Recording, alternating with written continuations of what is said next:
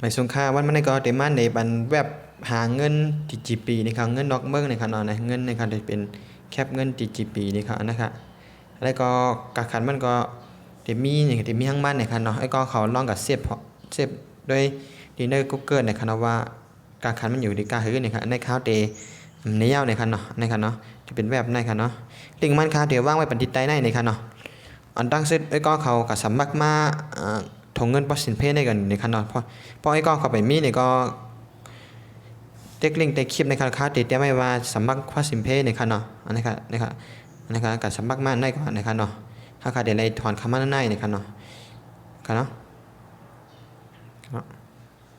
RTGP นะครับเป็นซื้อเม็ดเงินมันคันเนาะซื้อเม็ดเงินมันติดมีหลายอันนี้เขาค่าห้ามลิตรมัดเด็กเอา1 ปอกเนี่ยมันติดแต่ไม่ว่าในคันเนาะในคันเนาะ every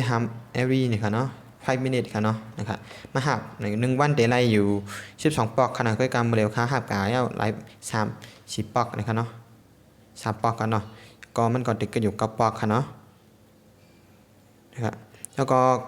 กับ copy เอาลิงก์นะครับลิงก์จีปีนะฮะลิงก์ถงเงินจีปีก็เขามาใส่ดีไนครับนี่ครับที่ล็อกเปล่ามันเดี๋ยวมีล็อกเปล่าค่ะเนาะแล้วก็เขาเนื้อพอสินเพค่ะเนาะเขาเนื้อพอสินเพเขาเนื้อตีพอสินค่ะนะนะครับแล้วน้องค่ะนะครับก๊อปปี้เอาลิงก์เลยนะครับที่จีปีนะครับเนาะนะครับนะครับก๊อปปี้ค่ะแล้วก็ขึ้นกว่าขึ้นตีมาไกลค่ะนะครับแล้วก็มาใส่ดีในค่ะเนาะถ้าขาดก็เดือนละอยู่ที่650,000นะครับเนาะที่จีปีค่ะเนาะนะครับก๊อปปี้ใส่ดีในค่ะเนาะค่าเด็ดแพร่ได้ขึ้นใส่ค่ะเนาะแพร่เด็กก็มันไม่ได้เป็นล็อกเป๋าจากไหนครับเขาก็เป๊กก็ใส่ครับเนาะแล้วก็เลื่อนลงมาครับเลื่อนลงมาแล้วก็เต็กล็อกอินครับยังไงครับเต็กล็อกอินครับแล้วก็บางอย่างก็พวกคำว่าเต็กล็อกอินก็ไม่ได้คำว่าเป็นนั้นเลยแล้วก็มากิจแคปชั่นครับว่าห้ามใจเคอร์เขาเป็นก้นเนี่ยครับเนาะกิ๊กครับมาเดี๋ยวให้เขาเลือกแคปพังครับเนาะนะครับไปกันครับเนาะเห็นมันกับบอลลีนี่ครับมันแค่เลือกโหลดครับเนาะโหลดว่าเป็นโหลดกันครับโหลดแทงครับเนาะเลือกให้หมานครับเนาะป้อมหมานเขาก็เดี๋ยวเลือกใหม่นะครับเนาะหมานมันก็เดี๋ยวมีโดดบดขันเดี๋ยวมีเพิ่มมีหน่อยมีโดดเครื่องอะไรกันเนาะในกระป๋องหมานก็เดี๋ยวออกม่านหมานนะก็เต็กอะไรกันเนาะเต็กเนี่ยเต็กไตนะครับป้องหมานเดี๋ยวไปกันเนาะเต็กไตครับแล้วก็เกย์ครับเนาะเฮ็ดเจ้ามันขันร้านนะครับเนาะนะครับตั้งเหนือเนี่ยเขาจะหา7119ครับเนาะแล้วก็6ให้1ป้องกันเป็น7ครับเนาะแล้วก็1ครับเนาะ1ได้เป็นไรนะครับเนาะ2ลูก3เป็น1ค่ะเนาะแล้วก็8ได้2ป้องกันเป็น10ค่ะเนาะแล้วก็6ให้3ป้องกันเป็น9ค่ะเนาะแล้วก็ไปขยาม3-4สักการค่ะเนาะแล้วก็กดเด็ก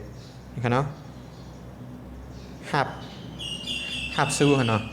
นะครับแล้วก็เป็นยาวค่ะเนาะนะครับเขาขอดด้วยค่ะเงินมันเด็กเขาก็เร็วค่ะเนาะนะครับขอดด้วยค่ะขอดด้วยในถุงเงินค่ะเนาะนะครับอันคำว่ามาไกลนะครับเนาะนะครับเนาะ658,000เฮง3 GGP ค่ะเนาะนะครับที่วันที่30ค่ะเนาะนะครับเขากำเร็วค่ะเนาะถอนยอดความเร็วค่ะเนาะนะครับก็จะเป็นชื่อเว็บมันก็ว่าอะไรก็เดี๋ยวนี้ไปค่ะเนาะนะครับเนาะ DGP นี่ค่ะเนาะครับเพราะว่าสนใจในก็กดลิงก์ใต้คลิปได้ในค่ะเนาะจ่ายเต้ค่ะเนาะนะครับมาเต็กเอา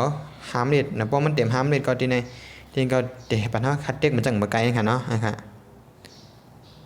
ตอนนั้นมันไม่ได้ก็มีกันนายครับผมปลอดใจในก็สภาพเข้ามาไล่นะครับเนาะเพราะมันก็เต็กเรื่องนั้นได้ก็เลยค่ะเนาะเพราะมันเต็มเนี่ยมันก็ติดปัญหาคัดเต็กนะครับน้ำเด็ดมันติดอันนี้ก็เดี๋ยวหายไปเลยค่ะเนาะครับเพราะปลอดใจก็จะพามาในค่ะเนาะเดี๋ยวลิงก์หยุดลิงก์นะครับเนาะลิงก์ Facebook ว่างแบบดีใจคลิปได้นะครับเนาะค่ะไม่สมค่ายินจบขับใจดีก็มาบันแห้งนะครับเนาะ